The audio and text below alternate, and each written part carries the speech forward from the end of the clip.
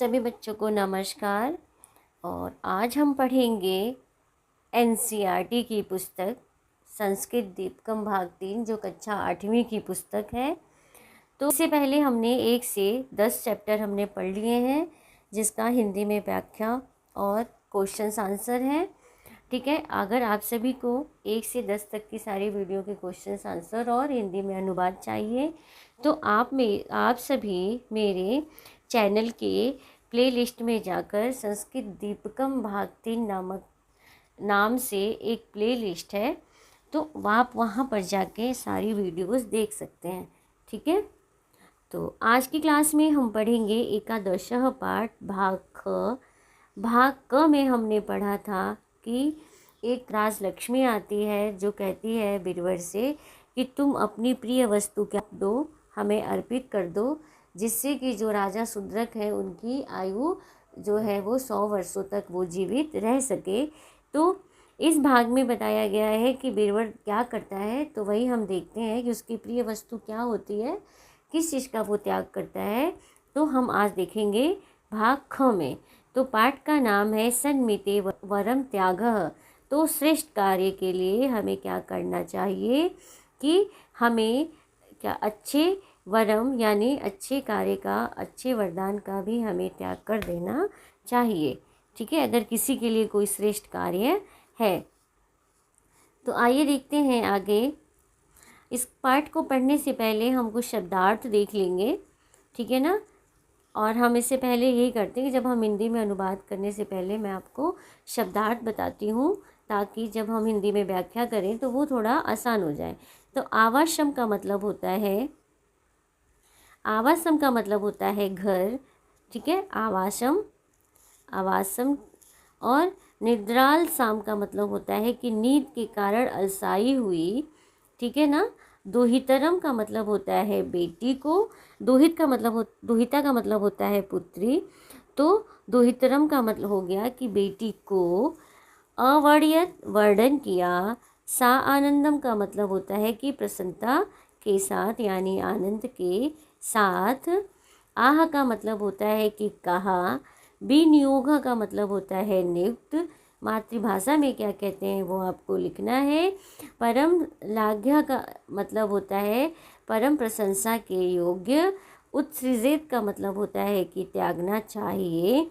सन्मित यानी बहुत अच्छा कारण होने पर यानी श्रेष्ठ कार्य होने पर। वरम का मतलब होता है प्रशंसनीय। ब्रवीति का मतलब होता है कहता है।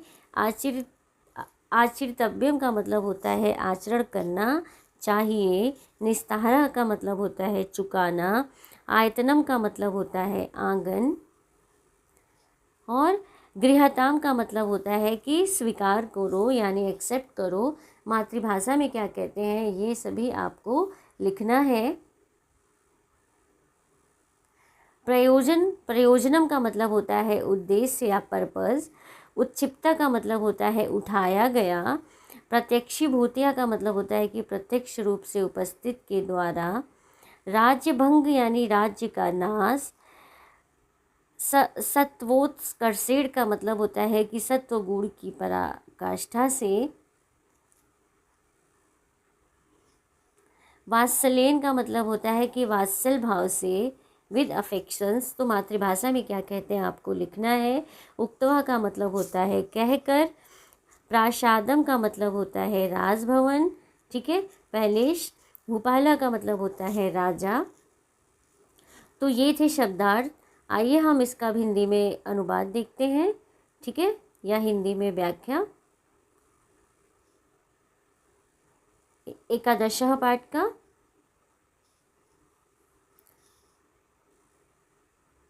बीरबलः नाम कश्चित् राजपुरुषः राज्ञः शूद्रकस्य सेवक रूपेण नियुक्तः। बीरबल नाम का एक राजपुरुष राजा शूद्रक की सेवाओं में क्या किया गया था, सेवक के रूप में। ठीक है ना। बीरबल नाम का कोई राजपुरुष राज्ञ शूद्रकस्य राजा शूद्रक के सेवा के रूप में नियुक्त था। तस्मै वेतनम उसके वेतन के रूप में सुवर्षत चतुष्टय दियते प्रतिदिन उसे 100 रुपये की क्या करते थे कि प्रतिदिन उसे 100 400 सुवर्ण मुद्राएं दे प्राप्त होती थीं।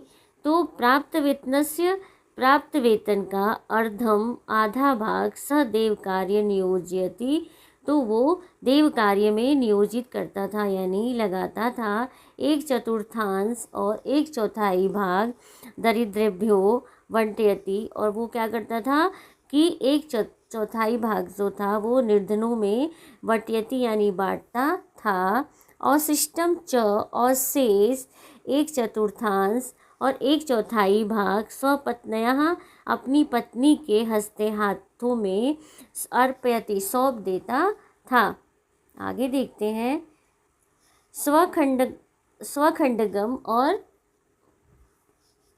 अपनी तलवार आदाय लेकर अहर्निशम वह रात दिन राजद्वार में रक्षक के रूप में क्या करता था, स्थित्वा खड़ा होकर सह वह सेवाम करोति। सह किसके लिए आया है यहाँ पर, तो ये सह आया है बीरवर के लिए, तो वह सेवा करता है। एक बार रात में राज्ञः आदेशेन राजा के आदेश से कश्चित वह किसी करुण क्रंदन ध्वनि, किसी के करुण ध्वनि यानी करुण से भरा हुआ दुख से भरे रोने की अनुसृत्य आवाज़ को, नहीं, करुण क्रंदन ध्वनि मतलब रोते हुए आवाज़ को, ध्वनि को अनुसरण करते हुए सह वह सह कौन, वह बीरवर नाम का जो राजपुरुष होता है, नगराद वही नगर से बाहर गच्छति जाता है। तो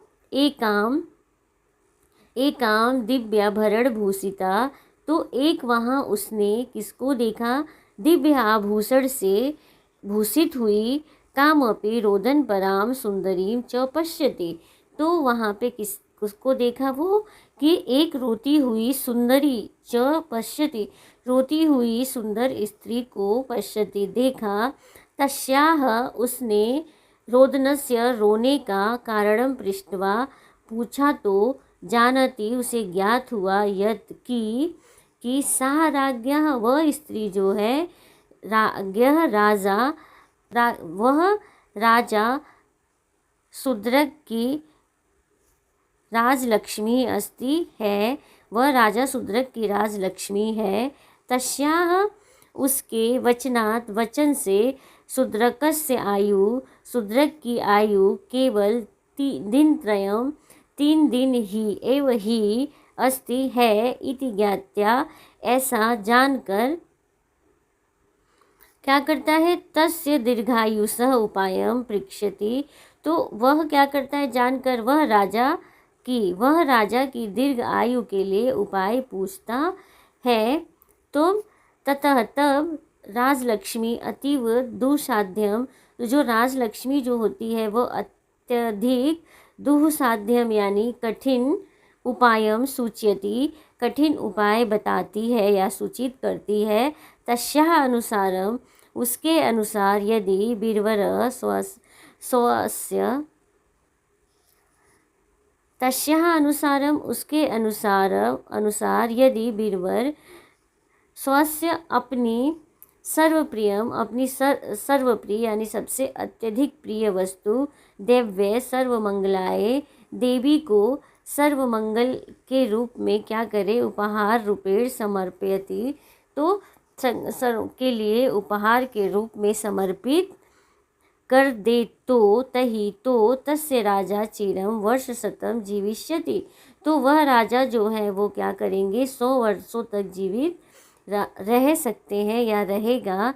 तो राजलक्ष्मी रपि तेन सह, और राजलक्ष्मी भी तेन सह उसके साथ। ये तेन यहाँ पर किसके लिए आया है, तो ये तेन आया है राजा शूद्रक के लिए, तो वह तेन सह सुखम अस्थास्यति इति, तो वह सुखपूर्वक क्या करेगी, उसके साथ रह सकती है। एवं इस प्रकार कठिनम उपायम ससूच्य, कठिन उपाय बताकर राजलक्ष्मी बीरवरम राजलक्ष्मी क्या करती है, बीरबल को क्या करती है, किंकर्तव्य मूढ़म कृत्वा, उसको किम कर्तव्य मूढ़म कृत्वा यानी उसको धर्म संकट में करके, कृत्वा करके, अदृश्या भवती और वो अदृश्य होती है, हो जाती है, यानी वो दिखाई नहीं देती है। तो गुप्तया बीरबलम अनुसरण तो चुपचाप पीछे पीछे आए हुए, जो बीरबल के पीछे पीछे चुपचाप जो राजा अनुसरण कर रहे थे, तो क्या करते हैं, राजा भी तयो उन दोनों के, तयो उन दोनों किसके लिए आया है, ये बीरबल और राजलक्ष्मी के लिए आया है कि उन दोनों के संवादम सृणोति, तो उन दोनों के संवाद को, जो वार्तालाप होती है, उसको वो सुन लिया है। तो आगे देखते हैं क्या होता है।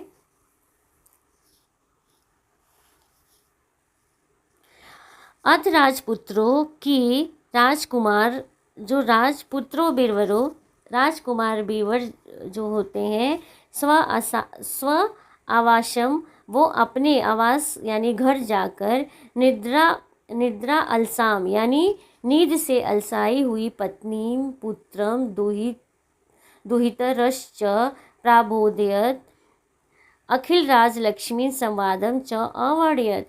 तो वो नींद से अलसाई हुई पत्नी, पुत्र और पुत्री को प्राबोधयत जगाया, और अखिल राज और जो लक्ष्मी होती है, राजलक्ष्मी के जो भी वार्तालाप हुई थी, जो भी संवाद हुआ था उनके बीच, बातचीत का वर्णन, अवर्णयत यानी ये भूतकाल वाली क्रिया है, तो बातचीत का वर्णन किया। आगे देखते हैं।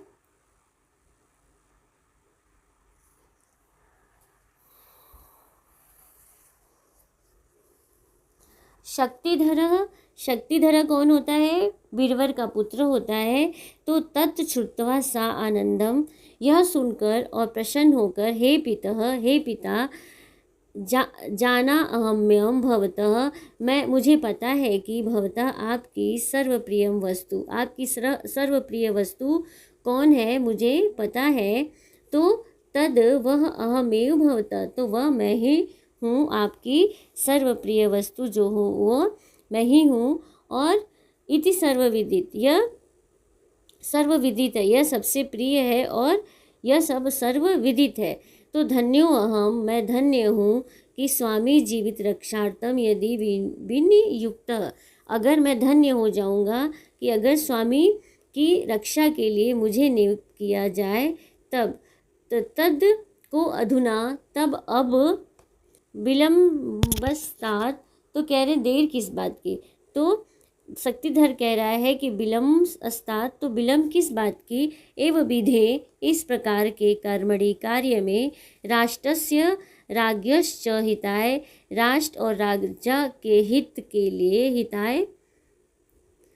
हित के लिए क्या है, मम मेरा, सर्वस्व विनियोगः परम शालघ्य। तो क्या कह रहे हैं कि यह इस प्रकार के कार्य क्या है, राष्ट्र के और राजा के हित के लिए मेरा जो हित है, वो जो सर्वस्व समर्पण है, वो क्या होगा, अत्यंत, ये यहाँ पे प्रशंसनीय, श्लाघ्य का मतलब होता है कि अत्यंत प्रशंसनीय है। तो मैं इस बात के लिए विलम्ब नहीं होनी चाहिए, देर किस बात की है पिता। तो इस प्रकार से क्या कीजिए, इस कार्य में जो राष्ट्र के लिए हो और राजा के हित के लिए हो, और तो इसमें मेरा जो सर्व समर्पण है वो कैसा होगा, अत्यंत प्रशंसनीय है। आगे, यतः धनानि जीवितचैव परार्थे प्राज्ञः उत्सृजेत। तो जो बुद्धिमान लोग होते हैं वो क्या करते हैं, धनानि और अपने जीवन को, परार्थे दूसरे के लिए, उपकार के लिए वो क्या करते हैं, उत्सृज मतलब उसको त्याग देते हैं। सन्मिते वरम त्यागो विनाशे नियते क्षति, और जब नाश निश्चित हो तो उचित कारण से हमें क्या कर देना चाहिए, उसका त्याग कर देना चाहिए, यानी सन्मिते श्रेष्ठ कार्य के लिए हमें उसका त्याग कर देना चाहिए। तो आगे देखते हैं। वेदव्रता कहती है कि अद्य एवं, यदि ऐसा है तो अस्मत् कुलोचितम, हमारे कुल के अनुकूल, मतलब ना आचरितव्यम, आचरण नहीं करना, हमारे कुल के अनुकूल आचरण नहीं करना चाहिए। तहि तहि गृहीत स्वामी वर्तनस्य, और जो स्वामी के दिए गए वेतन को चुकाने के लिए कथम निस्तारो भवेत, तो चुकाने के लिए इससे अच्छा क्या उपाय होना चाहिए। तो वीरवती कहती है कि वीरवती धन्य अहम, कि मैं धन्य हूँ, कि यस्या यदृशो जनको भ्राता च, तो कह रही है कि मैं धन्य हूँ कि जिसका ऐसा पिता और भाई है। तत्कथम विलंबते, तो कह रही है इसमें देर क्यों की जाए। एस एव,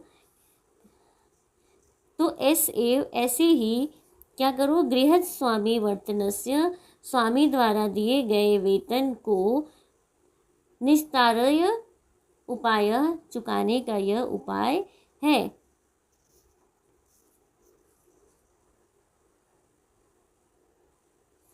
तो आगे देखते हैं।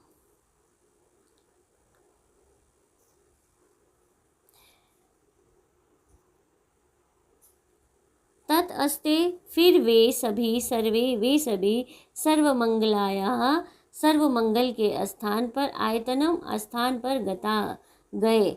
ठीक है। तो बीरवरः देवी पूजा विधाय, देवी की पूजा विधाय करके कहते हैं हे भगवती, हे देवी प्रसन्न हो। विजयता महाराजा शूद्रकः गृहातामेश उद्धत उपहार।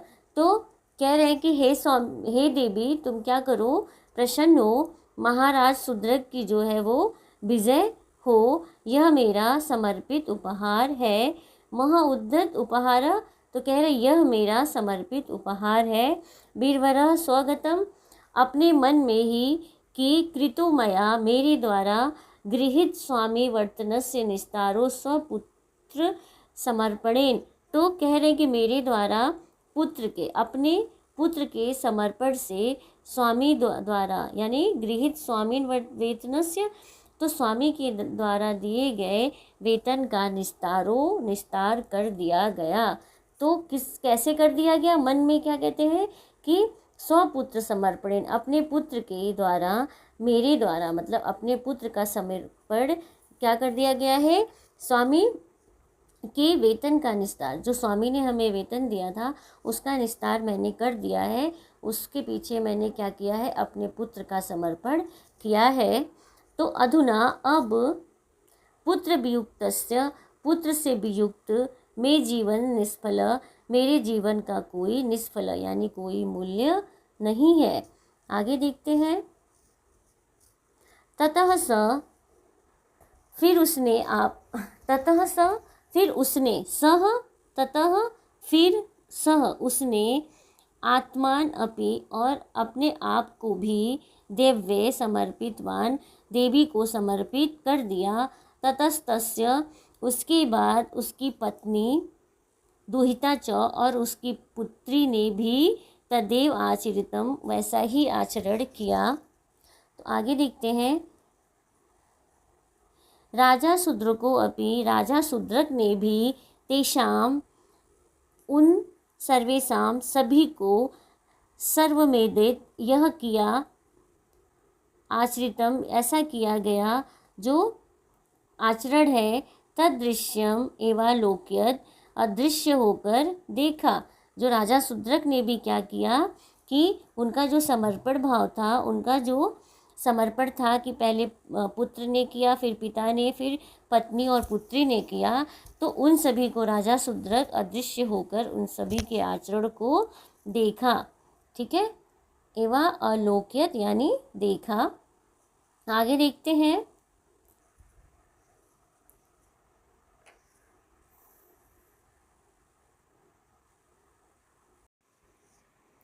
ततो अशो व्यचिंत्यत, फिर उसने विचार किया कि जायन्ते च म्रियन्ते च मादृशा क्षुद्रजन्तवः, अनेन सदृशो लोके न भूतो न भविष्यति। कह रहे हैं कि जन्मते हैं लोग और मरते हैं, और मेरे जैसे मादृशा क्षुद्र जंतु, मेरे जैसे निम्न प्राणी के लिए लोग जन्मते हैं और मरते हैं। अनेन सदृशो, कह रहे हैं कि इनके समान, जो ये चारों हैं, इनके समान लोक के न भूतो, लोक में यानी संसार में, भूतो यानी पहले न कभी हुआ है, न भविष्यति और न आगे कभी होगा। तो आगे देखते हैं कि तदेत परित्यक्तेन मम राज्यनापि किम प्रयोजन।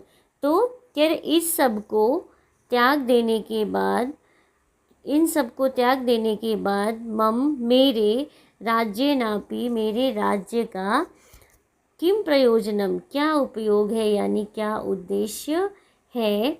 तो देवीं प्रति प्रकटयन, देवी के प्रति प्रकट होकर कहते हैं, हे माता सर्वमंगले सर्वमंगला गृहाण में सर्वस्वम, मेरा सब कुछ ग्रहण करें। कह रहे कि हे माता सर्वमंगला गृहाण में सर्वस्वम, मेरा सब कुछ ग्रहण करें। न इष्टम में राज्यम न च जीवितम वा, कह रहे कि ना मुझे राज्य चाहिए और ना मुझे जीने की इच्छा है। तो आगे देवी क्या कहती हैं, देवी ततः प्रत्यक्षीभूतया, देवी फिर प्रत्यक्ष होकर भगवता भगवती सर्वमंगलाय राज्ञा करम धृत्वा। तो सर्वमंगला, जो देवी सर्वमंगला ने राजा का करम धृत्वा, कर का मतलब होता है हाथ, धृत्वा पकड़कर कहती हैं कि वस हे पुत्र प्रसन्न भवामि, मैं तुमसे प्रसन्न हूँ, त्वयि कि तुम्हारे द्वारा अलम साहसेन, अब साहस की आवश्यकता नहीं है। ठीक है, मैं प्रसन्न हूँ और तुम्हें ये सब करने की अब आवश्यकता नहीं है। ने इदानीम, अब राज्य भंगस्ते भविष्यति, अब तुम्हारा जो राज्य भंग नहीं होगा। क्या कहती है कि अब ये सब करने की, साहस करने की आवश्यकता नहीं है, अब तुम्हारा जो राजभंग है, वो राज्य है वो भंग नहीं होगा। तो राजा सा अष्टांगम प्रणिपत्य, वो क्या करते हैं, सा अष्टांग मतलब 8 अंगों के साथ उनको प्रणाम करके, भगवती हे देवी न मे प्रयोजनम राज्येन जीवितेन वा, कह रहे कि मुझे न राज्य की इच्छा है और न ही जीवन की। तो यदि मई कृपा, अगर आपकी मेरी पर, भगवती अगर आपकी मेरी पर कृपा हुई तो तदा ममायु शेषणापि प्रत्यावर्तते राजपुत्रो वीरवर सपुत्रेण पत्येन दुहिताम च। यदि मही कृपा भवत्या, अगर आपकी मुझ पे कृपा हुई है तो आप क्या कीजिए, तदा ममायु, तब मेरे शेष जीवन, शेषणापि तो मेरे शेष जीवन से, प्रत्यावर्तते ये जो राजकुमार बीरवर, राजपुत्रो बीरवर संग, राजपुत्र बीरवर के साथ, पुत्र पत्नी और पुत्री के साथ क्या करिए, प्रत्यावर्तते वापस आइए, अन्यथा या मया यथा प्राप्ता गति गंतव्या जगदम्बा।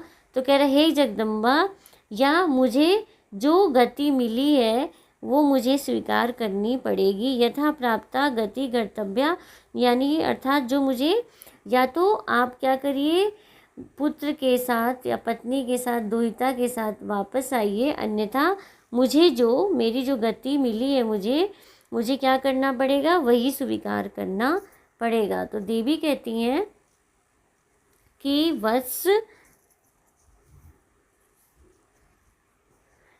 वस हे पुत्र अनेन ते तुम्हारे तो स उत्कर्षेण तुम्हारे साहस और भृत्य वात्सल्येन च परम प्रीतावस्मि। कह रहे हैं कि मैं तुम्हारे भृत्य प्रेम और तुम्हारे साहस से मैं अत्यंत प्रीतावस्मि प्रसन्न हूँ। तदगक्ष अब जाओ विजयी भव विजयी बनो। अयमपि सपरिवारो जयतु और यह राजकुमार बीरवर भी क्या करेंगे, सपरिवारो अपने परिवार के साथ राजपुत्र आदर्श चरितो बीरवर आदर्श चरित्र वाला जो बीरवर है वो भी क्या कहे, जयतु उसकी भी विजयी हो। तो वो क्या कहती है देवी कि हे वत्स हे पुत्र तुम क्या करो, मैं तुम्हारे भृत्य प्रेम और तुम्हारे साहस से मैं अत्यंत प्रसन्न हूँ। और तदगक्ष और जाओ विजयी भव और विजयी बनो। और यह राजकुमार अयम अपी किसके लिए आया है, यह राजकुमार बीरवर भी क्या करे, जो आदर्श चरित्र वाला है उसकी भी विजयी हो। आगे देखते हैं। ततो देवी गता और दर्शनम, फिर देवी क्या हो जाती है, अदृश्य हो जाती है। ततो फिर बीरवर सपरिवारो, जो बीरवर है अपने परिवार के साथ, सपरिवारो सा आनंदम स्वगृहम गतः, प्रसन्न होकर वह अपने घर को गया। निप्रतिरपि, राजा भी सर्वशाम अदृश्य, भी सबको अदृश्य होकर ही, राजा भी सबको अदृश्य होकर ही स्वप्रसादम प्राविशद, अपने प्रसाद में अपने महल में प्रवेश किया। अन्येग्यु और अन्य एक अध्यु और दूसरे दिन, अन्य अध्यु का मतलब होता है कि दूसरे दिन, बीरवरो अपि बीरवर भी पुनः फिर से द्वार पर सेवानिरतो अभवत, सेवा में मतलब लग गया। तो राजा तम वीक्ष्य, उसे देखकर कि का वार्ता राजपुत्र, राजकुमार क्या वार्ता है। तो बीरवर कहते हैं कि देव सा रोदन परा नारी, वह रोती हुई नारी जो है, मम दर्शना अदृश्यताम गता, मेरे दर्शन से अदृश्य हो गई। न ही कापी वार्ता अन्या स्वामीन, कह रही कि और कोई वार्ता नहीं है। वो क्या करी, मेरे दर्शन से वह अदृश्य हो गई। बीरवर कहता है, बीरवर को नहीं पता कि राजा को सारी वृत्तांत पता है, तो वो उसको ये बात नहीं पता होती है। तो वो क्या कहता है कि बात कुछ भी नहीं है राजा, जैसे ही मैं गया तो वह जो रोती हुई नारी थी वो अदृश्य हो गई, वो दिखाई नहीं दी। ततः आगे, ततः परमा, फिर राजा क्या किया, परमा मतलब अत्यंत प्रीतिम गतो, प्रसन्न हुआ। और महीपति अस्मय प्रायक्षत, और जो राजकुमार बीरवर को क्या किया, समग्र कर्नाटक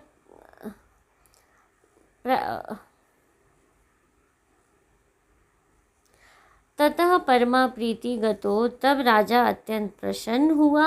और महीपति तस्मै प्रायक्षत, और राजा बीरवर को समग्र कर्नाटक प्रदेशम राज्यपुत्राय बीरवराय, और वो जो कर्नाटक प्रदेश था वो क्या किया, राज्यपुत्र बीरवर को उन्होंने दे दिया। ठीक है, तो आज यहीं पर ये पाठ ख़त्म हुआ है। और आज की क्लास में हमने एकादशः पाठ का हिंदी में व्याख्या देखा है। और ये वीडियो कैसी लगी, आशा करती हूँ कि आप सभी को मेरी वीडियो अच्छी लगी हो। और अगर अच्छी लगी है तो लाइक, सब्सक्राइब एंड शेयर ज़रूर कीजिए। और फिर मिलते हैं हम नेक्स्ट वीडियो में।